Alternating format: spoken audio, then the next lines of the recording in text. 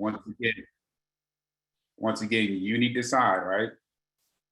If you're going to replace this door or not.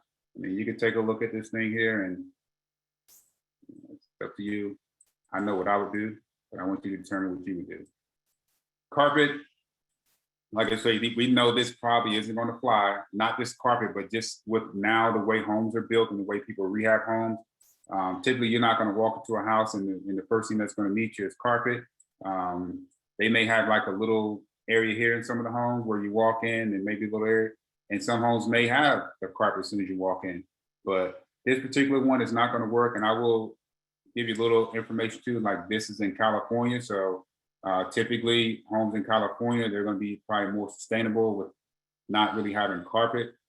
And this home here, you can tell it's from the 70s, um, but like I said, you determine, it's going to be on price point too, right? So it depends on the type of house that you're flipping and the type of neighborhood that you're flipping in. So if you're in a neighborhood where a lot of homes, most of the homes have carpet going in that are inside the house, and that may be typically what you want to go back with. So you don't want to be in a neighborhood where homes are at 250 and then you're going to go in there and you're going to spruce it up and put all this high dollar type stuff in there. You're not going to get your money back out of it. So if it has carpet and most of the homes have carpet, then yeah, then that's for that neighborhood. You can do that.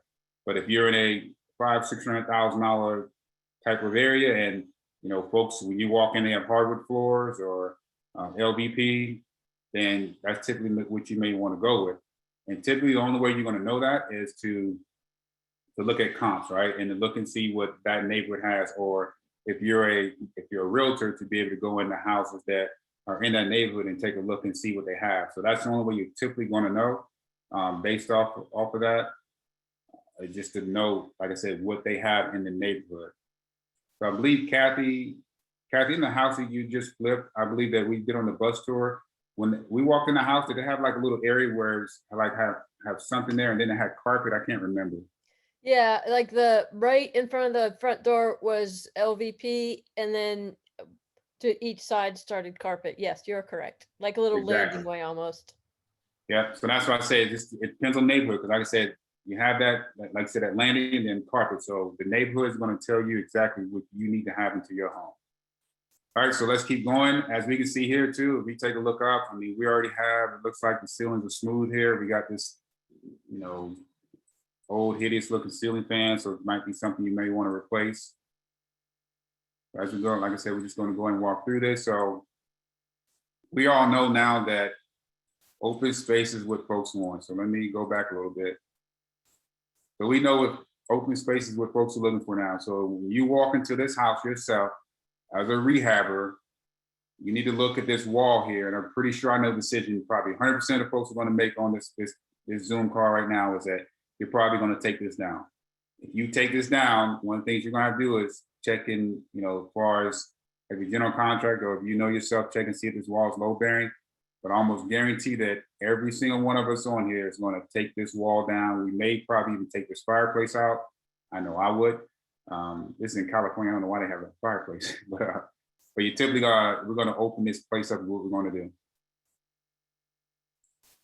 All right, so keep going through this house, and we're just going to keep on going through and scrolling through. This may be something you still may want to just take this out.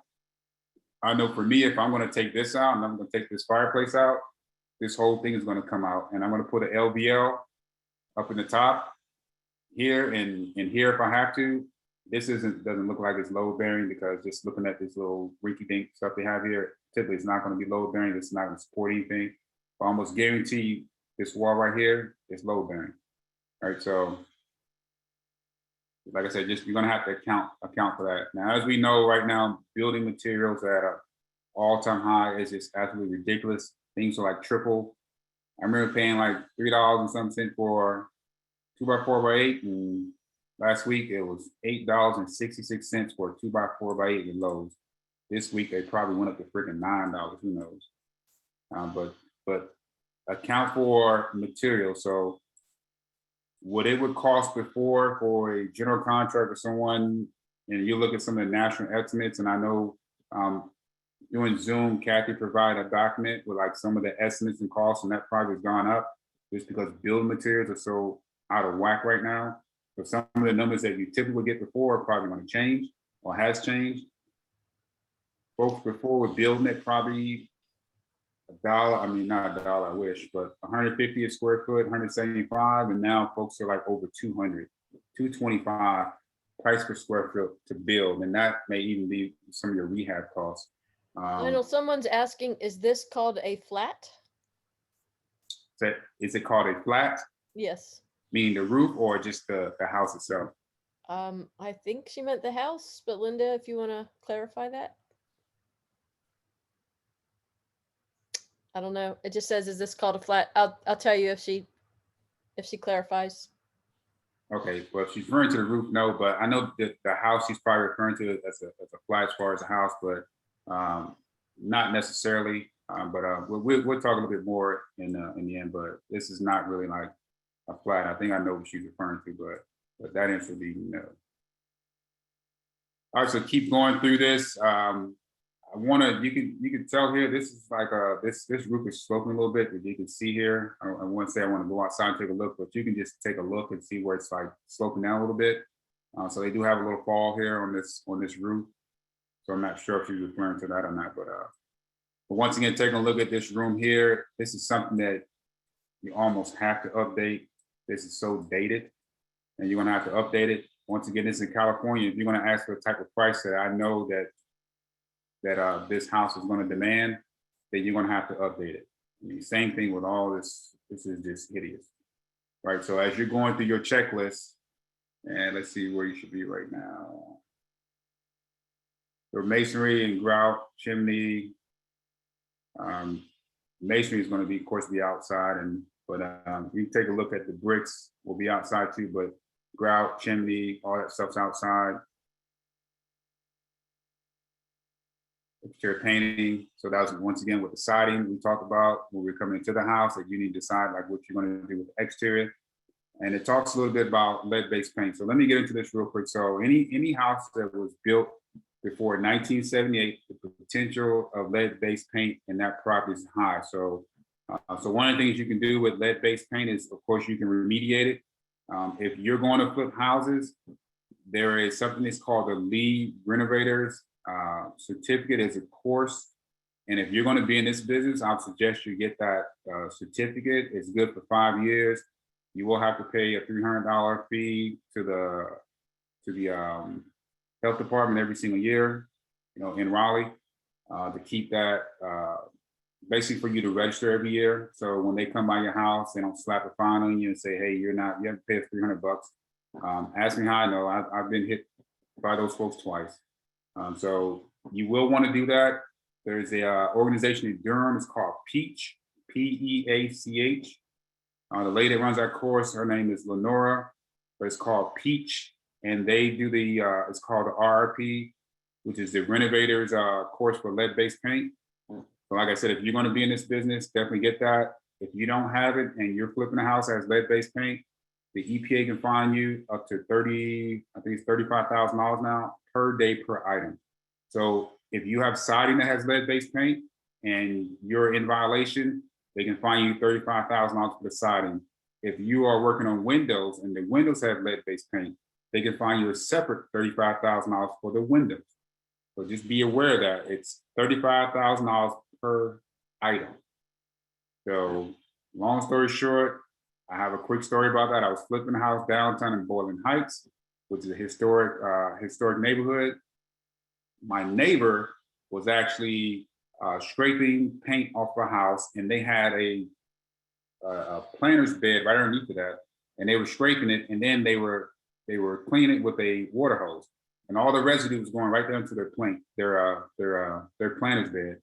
And lo and behold, I didn't know that on that same street lived an EPA inspector who just happened to stop by that house and ask what they were doing, but also turn around and looked at my house, which had paint peeling off of it. And of course, I got a nice little letter in the mail asking me what I was going to do with the house. And of course, I didn't do anything to mine. I encapsulated. So that's something else you can do to the house, that you can encapsulate a house that has lead-based paint as far as on the siding. And that's all we did, was we went over top of it with Hardy plank, and we just encapsulated. So I didn't get a fine on it, but it was just one of those things that the neighbors really turn you in, or just in that freak of a situation, the EPA inspector just happened to live on that street. So like I said, if you're going to be in this business, definitely just get that certification because it's definitely gonna save you a lot. And well, the lady was at the meeting last night, so I did some consulting for her and got a $1,500 fine. And actually sent it to me, but she ended up paying it because it was her property and I wasn't aware of what she was doing. But I could say my company got a fine, but she actually paid it because and so they were doing things that they shouldn't have been doing on that house, and we got a fine on it. All right, so let's continue to walk through this property. So I'm going to take a look at this kitchen, and you can find this on your checklist. Like I said, we're just going to go through it, but when you go through your checklist, you're going to be able to check some of these things off. Once again, this kitchen, I'm almost certain no one's going to keep this thing. We're not even going to estimate because we're not estimating tonight, but we're just doing our scope of work. So when you go through your checklist, I'm pretty sure you're going to check off on your scope that you're probably going to replace cabinets.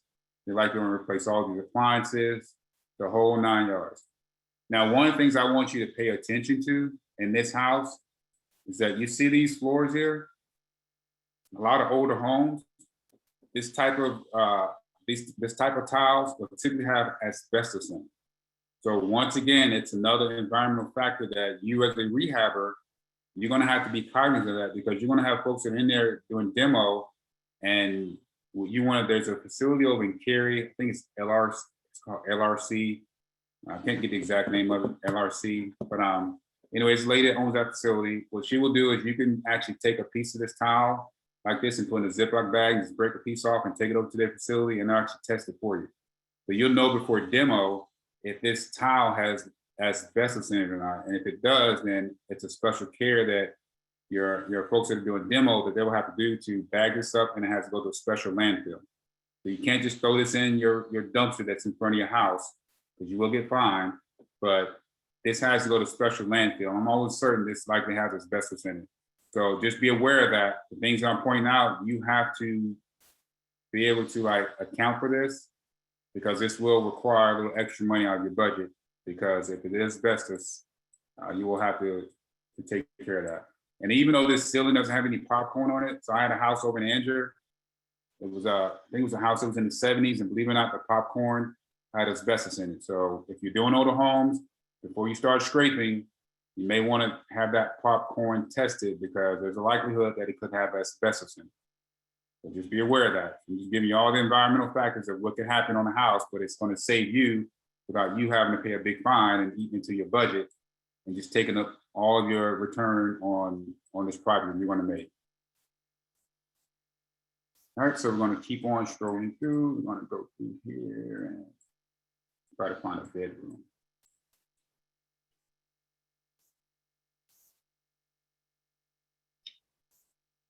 All right, so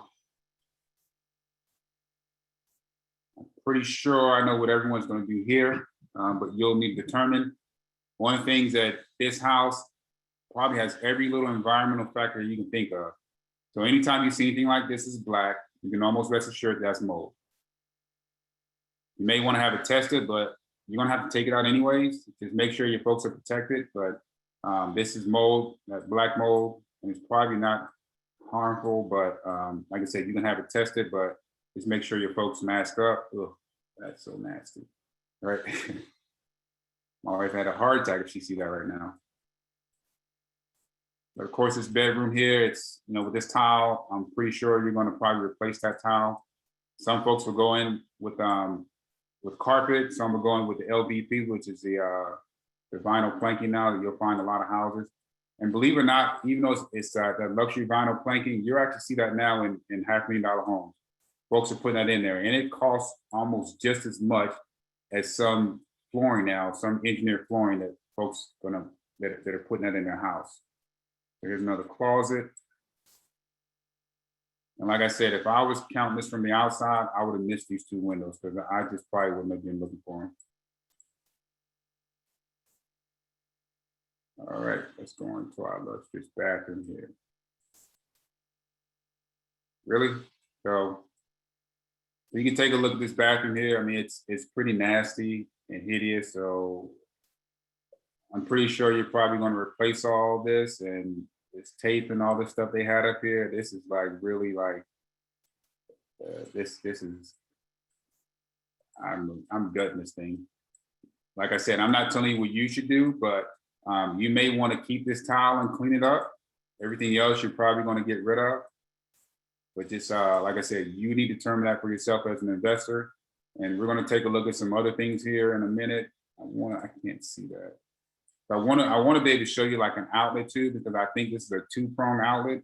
But we'll cover some electrical. But it's if it's a 2-prong outlet, that means likely it's not grounded. The house may not be grounded. So you have your 3-prong, you have your 2-prong. This looks like 2, but I can't tell right now because it won't let me scroll in. But just write that down in a little list right now. You know, when we start going through, we find some electrical. It's something you're going to have to account for if you're going to have to rewire a house or not. But hopefully we can find something as you're walking through. But once again, we're so many things in here. You'll see me just go right over because like a door like this, I'm not going to tell you if you need to replace it or not, because I'm sure that you're probably going to replace it. If you look at these 2 outlets here, this is just not like, it's not functional, right? You don't typically see a house with a light switch here and a light switch here. I'm pretty sure the other one's for a ceiling fan, but this is something that you're going to fix when you rewire the house, or if you have to rewire it. And even if you didn't have to rewire this house, you could just take one of these out, and then of course they call it a gang box, where you put in a 2-outlet gang right here, and then put 2 switches in side by side. So I know why they didn't do it here, because once again, they're probably just lazy. But that's something that when you're flipping this home, is that you're gonna have to account for this in your budget. All right, let's go to our next one here. All right, so wow. So you can take a look here, right? This is a huge safety hazard. Right, so once again, I can see this outlet down here at the bottom, and it's a 2-prong. So it's likely that I know I'm going to wire this house, rewire this house. What the heck? Some folks just may go ahead and have it grounded, which you can do. There's nothing wrong with grounding a house. However, I'm one of those where I always look for anything that I could be liable for. And I would rather to rewire a house than to be liable for a house if a fire happened a year down the road. That's just me. And I just look at anything that I could be liable for. But if you just take a look at what's going on here, I mean, between this in the wall here, and then you have another one here at the bottom, and then you just have a lot of things going on here that I just would not feel comfortable with. Of flipping this house and leaving this electrical the way it is. I just would not feel comfortable with doing that. I just couldn't sleep at night. Just if I sold this house, I just couldn't. We have some closets here in the hallway, and we'll see what they did on the after. But I typically would take this down, and then I'll probably put some nice little doors up here just to update and modernize the house. I wouldn't keep that. It reminds me of this old paneling that's on the wall already.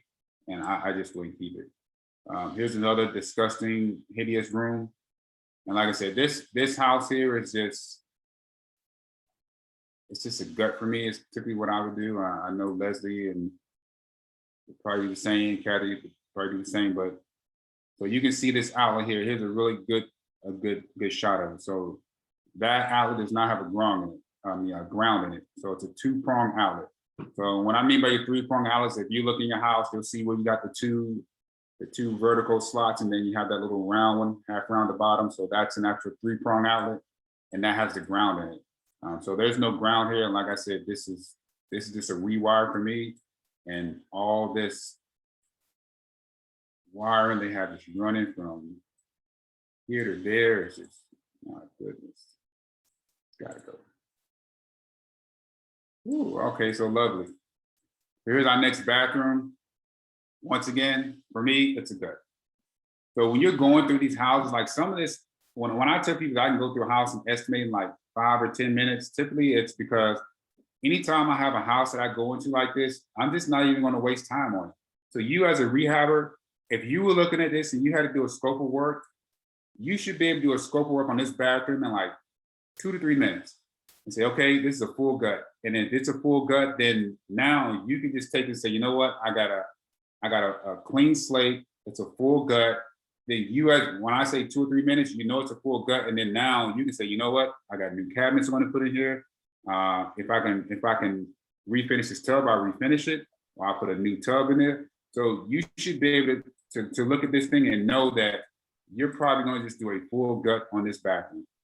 I mean, look at the plumbing here. Just water just been leaking behind the walls. So this is not something that you even need to spend 2 to 3 minutes on. You know already that what you're going to do with this bathroom. It's a no-brainer, period. Hey, Lionel, so a couple questions. So if it's two-pronged, that means not grounded and you should rewire, correct? So I would rewire. You don't necessarily have to rewire. So what your electrician can do is they can actually ground the house from the outside. And that's a workaround that you could do. However, for liability, I always rewire, because I would rather pay the 6 or 7 grand to rewire than to be sued because a house burned down and somebody died in the house, or to be thrown in jail. So you don't have to rewire it. However, my recommendation is that you rewire it, or you could have your electrician ground the house. So you don't have to, but I would tell you to rewire the house. Hey, do you ever use outlet testers to check issues with wiring? I heard this advice in another wholesale course, just curious. Yeah, so it's something that I could do. However, I got an electrician, and that's his job, and I'm gonna have him do all that, because my electrician is gonna, even if I were to keep some of these outlets, my electrician's still gonna come through and he's gonna go through this whole house. But that's his job, is that he's gonna come in and do it. My job is to get in here and decide like what I want for my scope. And then once I have that scope, because I'm paying somebody to come in here and do it, that's their job, is to come in here and then they're gonna check all that stuff out. So it's not gonna be something that I do, because I'm going to get in, and like I said, I told you before, I can get in and out of a house in 5 or 10 minutes and I'm gone. I just know that I'm going to put on my scope that I want a full rewire. It's not something I need to check. But if you are going to keep some of the electrical wire, then yeah, you can have your electrician test it. Personally, I wouldn't do it if I were you, because once again, the L word, which is liability, and I always look at liability. So it's not something I want to test, say, oh, it's good, and then there's something else going on behind the wall. The electrician can see that, electrician can determine that you cannot. Because you can use a tester, and you can put a tester on and you get 2 good lights that says it's good. And then there could be another outlet that's connected to it that's in series. And then you will have one light that shows good, and then you'll have another light that shows that it's open, right? So that's why just let your electricians do it, because you're going to pay them anyways, and just let them do all the testing in the house. So I would just tell you, let your electrician do it. I just wouldn't mess around with this stuff if I were you. Let the folks that are professionals take care of that. Removes you from liability. Anytime that you're able to remove the liability away from yourself, do that. So it's not going to cost you that much more money. Even if you're an electrician, if you were keeping the electric, and if it's a house that didn't have 2-prong, and it was a house that still had all the grounds, I'm still going to have my electrician go through and check everything out. That's just, for me, if it's just a service call fee, then pay the service call fees for them to go through and check out your electrical system. It's just good business to do that. And it just gives you peace of mind when you're rehabbing a house or you're selling a house. Because trust me, you will find some outlets that you think are good, and behind the walls, and this has happened to me where I've seen them where they had arced, and they had a lot of like black where you could tell it was arcing, where it could have caught on fire. So just let those folks just check it out. Trust me, it will save you a whole lot in the long run to just let somebody else do it. And this is, I think the person said in the wholesale course. So if you're going to wholesale, then that's great, because I wholesale too. Once again, as a wholesaler, if you still can take the liability away from yourself, I would just tell you to do it. I know a lot of times when folks are wholesaling, and this is like one of the things that have burned me up over the years, that a lot of times wholesalers, they'll get in the estimate and they'll try to estimate as small as possible. And then when I go in the house, I'm like, dude, come on, this is not a $15,000 rehab, because they're trying to cut every little corner that they can. And what I would tell you is that wholesales like that, and this is a very, believe it or not, even though you're in Raleigh and Durham, it's a very small community of investors. And if you're a wholesaler, and if you're like always like really, really low, and the word is going to get around, and then folks are not going to want to do business with you. So this document I'm going to show you here, this Excel spreadsheet, if you're a wholesaler and you send me something like that, and I look at that, I'm going to be very impressed and say, okay, well, they at least spent some time to get some numbers and some good numbers, even if the numbers aren't like where my numbers would be, but it shows that you took a little bit of time to do a little bit more than what some wholesalers would do. Like I said, and I know Leslie's on here, and I've heard Leslie's comments before in the past about wholesale center stuff where the numbers were way off. But like I said, you can test it yourself, and it's definitely good to have a tester with you. And it's good to have a whole lot of other stuff, but like I said, if you can remove liability work for yourself, then it's just a good thing. And so it won't cost you a whole lot to have someone come in and check that out. So this is probably not something that I would keep, or what I would probably do is just keep the bones here and let someone else come and put their own little hot tub in here. But the reason why I'm coming to this room is because, you know, there's electric in here. So you definitely want to get all this stuff checked out, the electrical.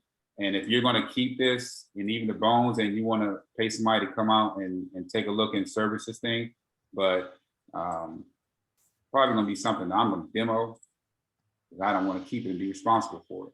That's just lineup. All right, let's take a look at some other stuff here.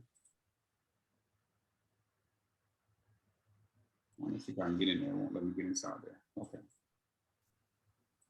All right, so while we're out here, just take a look. So we have some fencing. We have this little garage here, and like I said, we have that hot tub. And now we're on the outside again. We're just taking a look at overall just the gutter. We have this little swing here. You may want to keep that on. Just maybe not this one, but just replace it with something else. That's a truly ugly house. Say again? That's a truly ugly house. It damn sure is.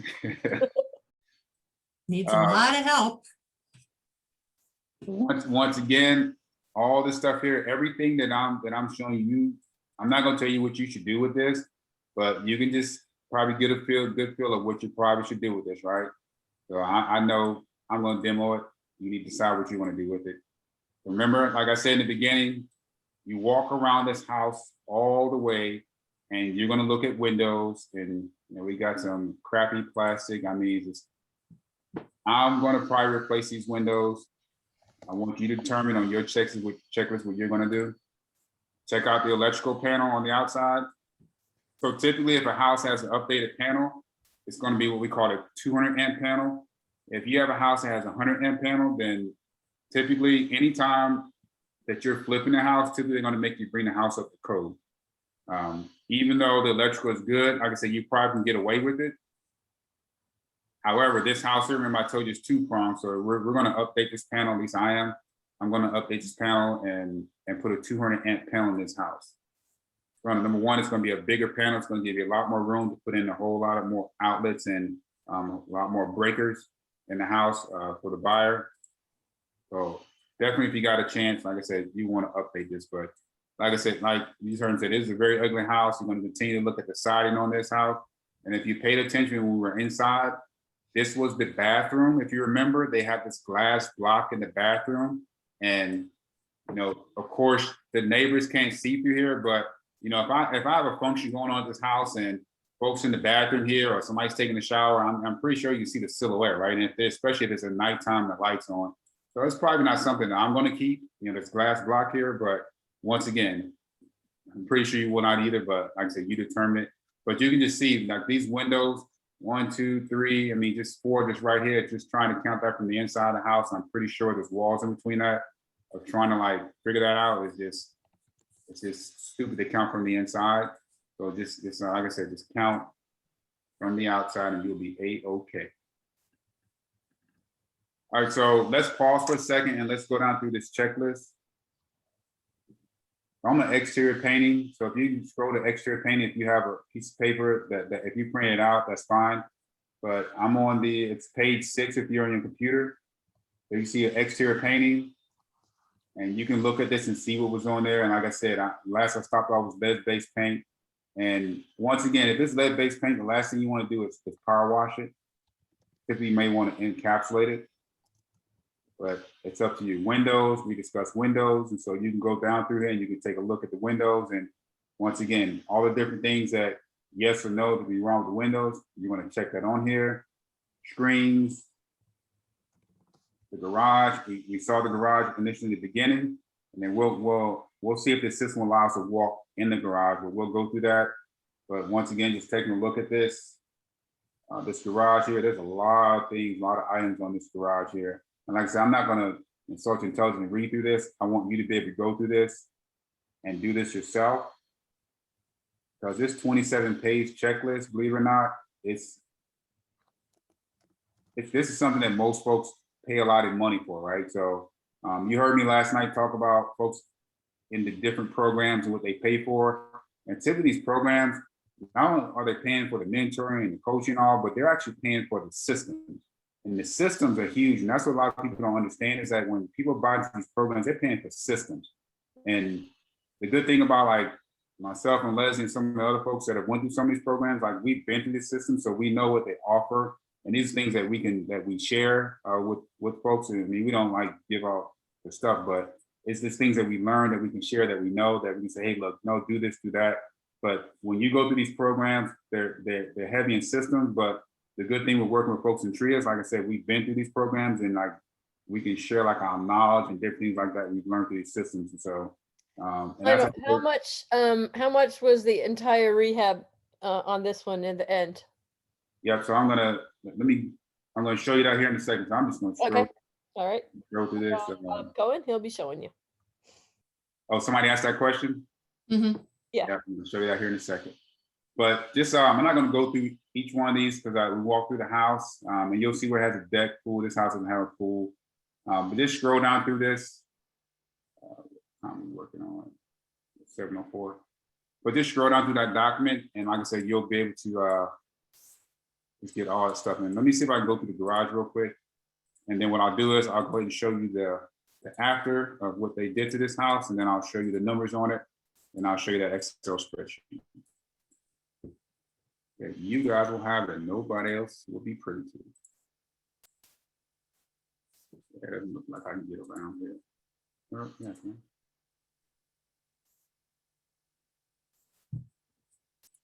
Yeah, I can't get in there, so it's no big deal. So let me go ahead and show you the after. Sure.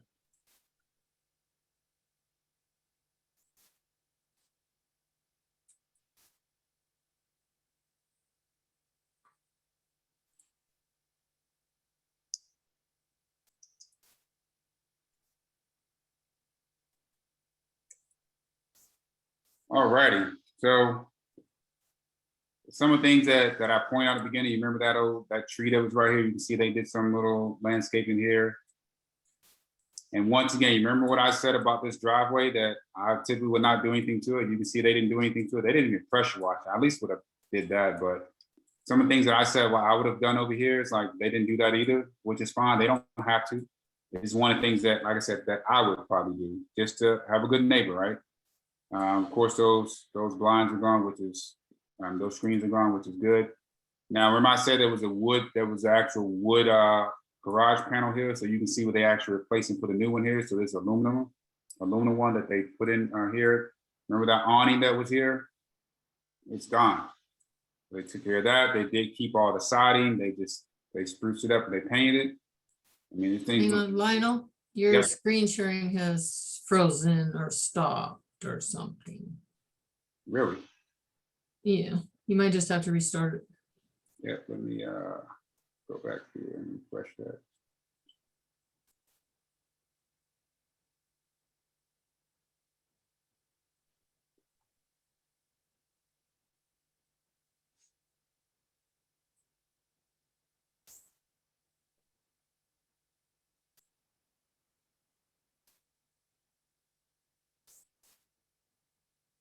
All right, Okay, is it moving now? yep. All right, cool. So start back at wherever you started. Okay, but it's moving. Okay, it's Yeah, right. it's moving now. Okay. So like I said, the garage, that wood garage, they replaced it. The awning is gone. Landscaping took care of that. We'll go ahead and go into this house and voila.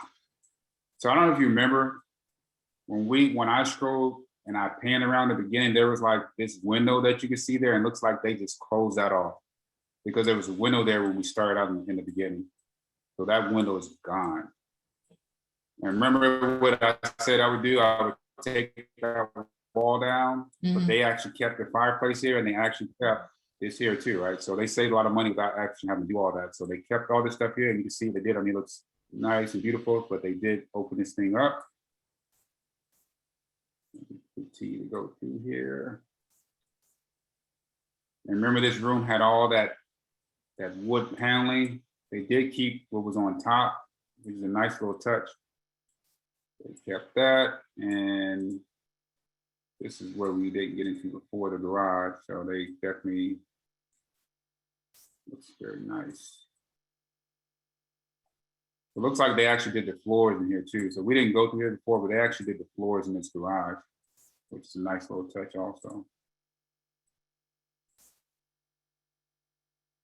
Shut down. So before we go outside, let's just keep going through.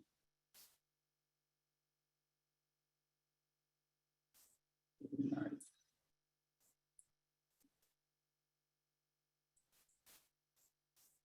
All right, so remember that bathroom, right? Bathroom said that, hey, we got to gut this thing. So of course they gutted, and I mean, this thing is beautiful.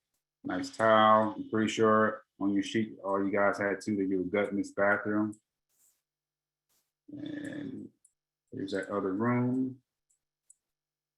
I mean, these rooms are small, and remember that, you know, this is in California. So anytime you're dealing with like small bedrooms, I mean, you definitely have to have the wow factor, which you can see they did in the living room.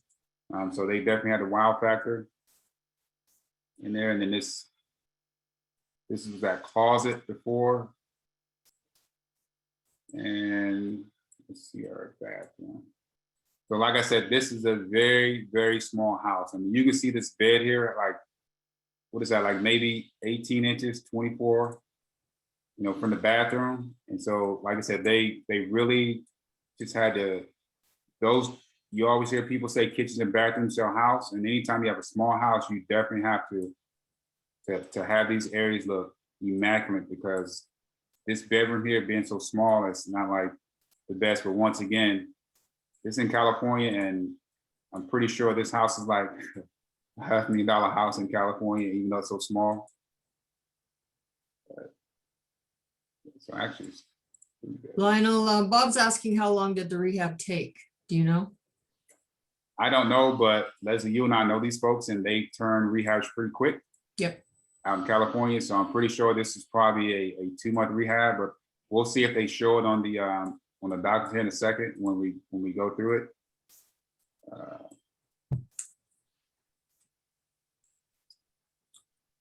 All right, so now we're outside. Remember that shed that was here? All they kept was this portion here. They tore down the rest of that. Oh man, look at that. This is a freaking oranges on that thing. Nice. And guess what they got rid of?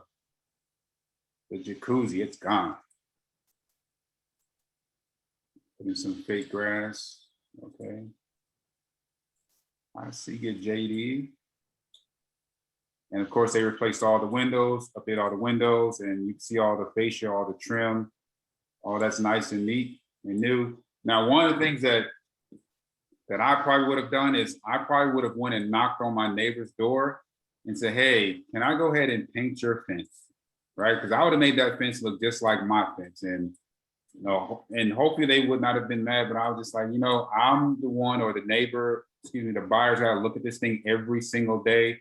So it's probably just one of the things that I would have done is say, hey, can I paint your fence? Do you mind?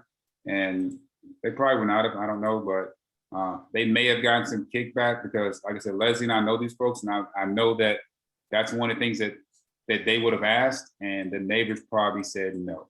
Mhm. Because I know that they would have asked that question, hey, can we please paint this? And they probably told them PAXAN. So let me show you the numbers on this.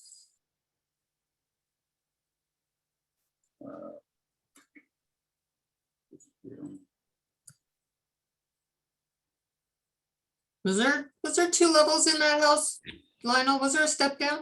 So there was a step down, yeah, there was a step down in there. Okay, and so they did not bring that up even, no? Nope. Angela wants to know why not.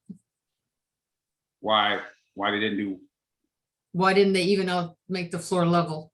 so I would not have done it either, because this is on a slab. So they would have actually had to pour new concrete to actually level that out. Very expensive. Yep, Taking a huge hunk out of your budget. exactly. All right, so let me see if I can share. This is. All right, so this is a document that I said I'll have to sanitize and take some information off.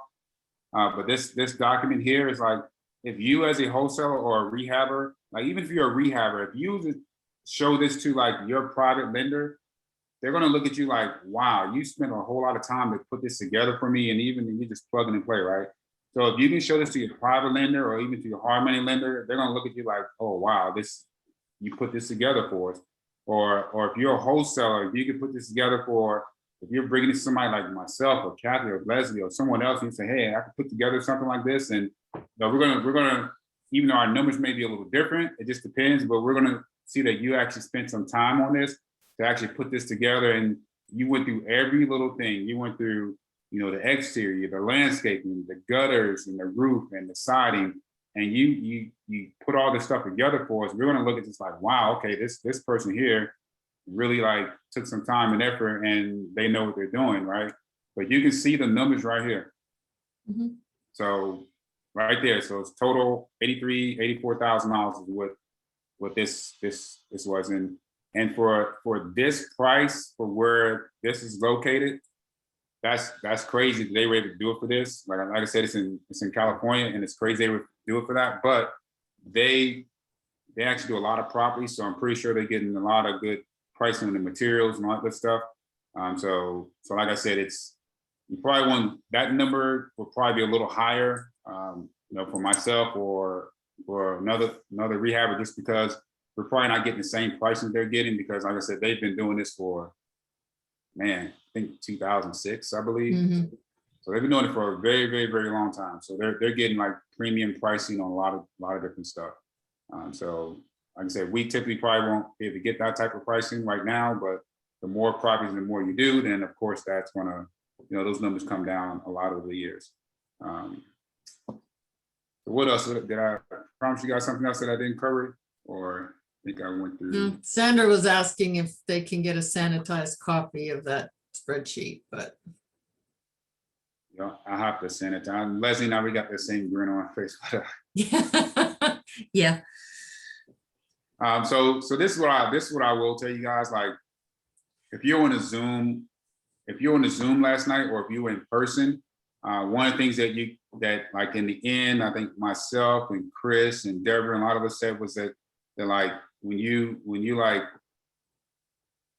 we're talking like invest in education, things like that, like over the years, like you come across a lot of different like documents and folks you meet and things like that, and folks will share stuff here and there, and some will not, and all. But it's just like the more you network with folks, and the more you get out there, and the more you just get into the different education, the more stuff you'll come across. So that's what I would say is like it's really imperative, because like last night when I was talking about it, I'm like, I'm not trying to upsell anyone or anything like that, or say, hey, work with us in TRIA because we're the best, which yeah, we are, but the thing about what I was trying to convey to folks last night is this: I know folks that have spent $80,000 on a program to flip house, and they've never flipped a dang on thing, right? Yep. And they just waste a lot of money, and they just went back to their old day jobs, because a lot of people think that they get into these programs and they pay for it, that they don't have to do any work. And you could spend 40, 50 grand, but you still got to do the work. And I can tell you that I don't know anyone else that went through the program with me that is actually still doing real estate. No. And I think there were 30 people in my class. And I think I'm the only one that is actually probably still doing real estate. So this network of the folks that are in TRIA is like, number one, in the administrative program or in prep wholesale or prep rehab, our job is to like push you. And it's like to like kick you in the butt when we see that you're not doing what you're supposed to do. And the beauty in having like someone locally versus like someone in California, right, that's coaching is like when you have someone locally that you can like see every single week at a subgroup meeting or at a main meeting or on a Zoom, and you can ask questions, or we can just say do this or do that. That's like huge, because you don't really necessarily need like these documents on, because you have like the actual individual person like right here in we're just right here. So you can just text, or you can pick up the phone, or you can do all these things. Like I used to coach for one of the national companies, and they would literally have to book a coaching call with me. They could take like 3 weeks before they could even talk to me again, because I had that many students. So that's the benefit of like being here in TRIA. And when we tell people, it's like, hey, look, you're paying 5 or 10 grand. And when we say it's nothing, I know for me to just say, well, it's nothing. And I know it's actually something to folks, but when I say it's nothing, not that it's the cost. When I say it's nothing, it's compared to like these other national companies, that price is nothing compared to what they have folks pay. So I'm not trying to sell you anything. I'm just talking in general, just different things of like I said, networking and just other programs and what's offered here in TRIA. Because like a lot of things last night, like myself and Chris and Deborah, I can't remember those guys' name, I'm sorry, but like a lot of things they were throwing out last night, they were like gems. And like a lot of folks don't like share that information. They just don't. And like last night, we just got up there and we were just honest and frank. And a lot of times people just don't share the information, because in the end, they look at you as competition. And I would tell you that I don't look at anybody as competition. I look at them as, hey, this is somebody that I can do business with down the road, right? So that's how I look at it. Like when Leslie and I first met, Leslie gave me her HVAC contractor. I still use him to this day.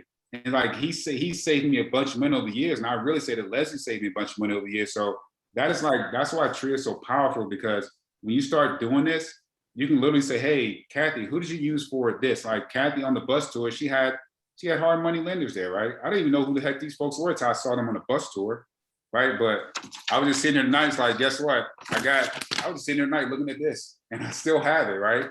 So I'm sitting here looking at this like, hey, I got this off the bus tour. So these are things that like I said, like if you were in a national program, you couldn't get this type of information. I couldn't sit here and go, oh yeah, Kevin Ramirez, yep, I remember him from the bus tour. Or just like, hey, Leslie gave me a contractor. So these are things that you're not going to get nationally, that you're going to get right here in TRIA. And you're going to get it every single week, because I guarantee if you don't see my face, you're going to see Kathy's face, you're going to see Leslie's face, you're going to see Jackie, you're going to see Crystal, you're going to see somebody's face that's in TRIA that you can network with, and not just us board members, just other folks that are just in TRIA that are actually doing the business. So that's what I want to leave you with here tonight. Just those words of wisdom is that, like I said, it's just this community of TRIA, and I'm so glad that we're back in person, because like I said last night, when I say it was like going back to the club, I haven't been in a club since I was in the military. When I say it was like being in a club yesterday, I was like, oh my goodness, this is so much damn fun.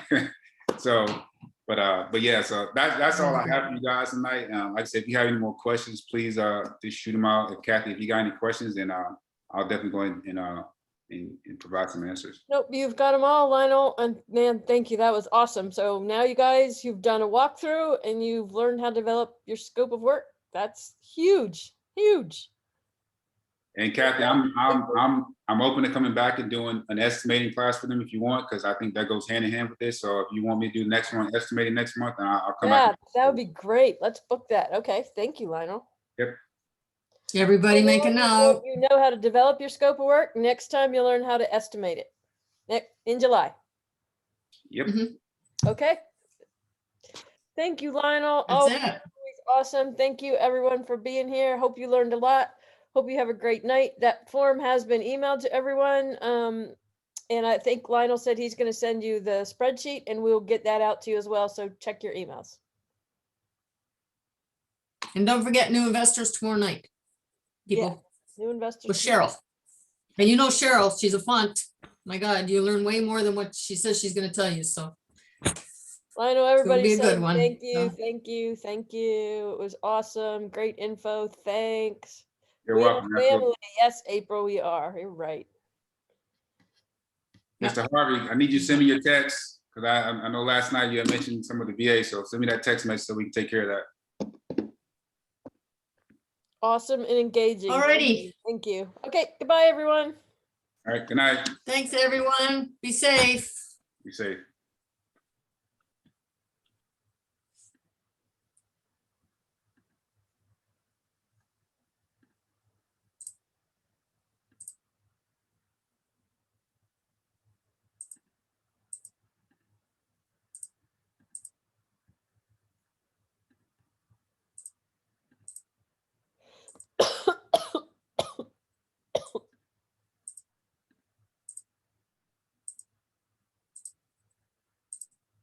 Oh, shoot. Well, we didn't tell him to stay.